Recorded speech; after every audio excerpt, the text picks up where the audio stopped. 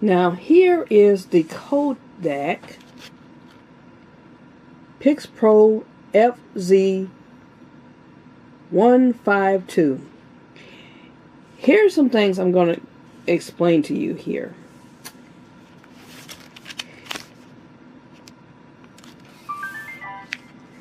Okay, this is when the camera is actually turned on. Okay, you have your navigation keys down here, and your volume buttons are actually here and here on this camera. You actually have a mode button where you can change the settings on your camera. And let me shut this off right quick. The only problem is this camera is very basic, very simple. It's not a complicated camera. This is your record button right here, and this is your playback button. If you hit this button on here, then you hit this button in the center here, which is your navigation key.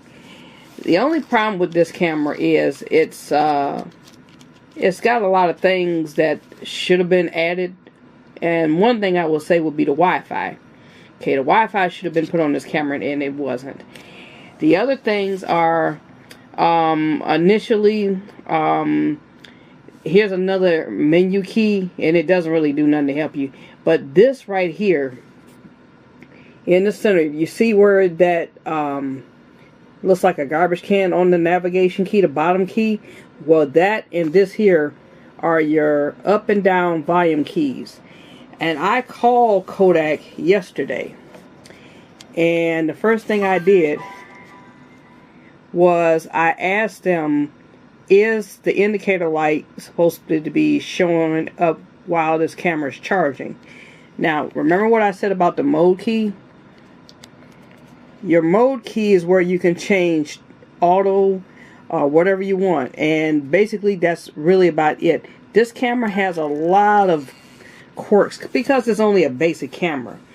Problems with this camera are that you can probably extend the micro SD card up to maybe 32 gigs or something like that.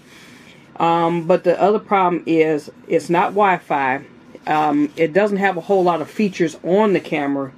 And basically it's just it's a simple camera to use.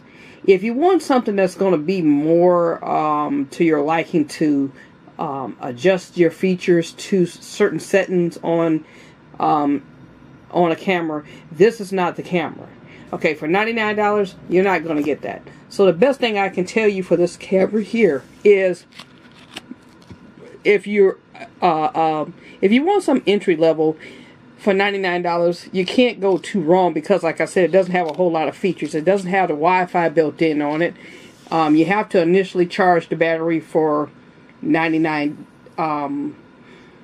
excuse me, not 99. You have to charge the battery initially for 4 hours. 4 hours straight. So here's the thing. This is where your battery goes in at right here. Okay,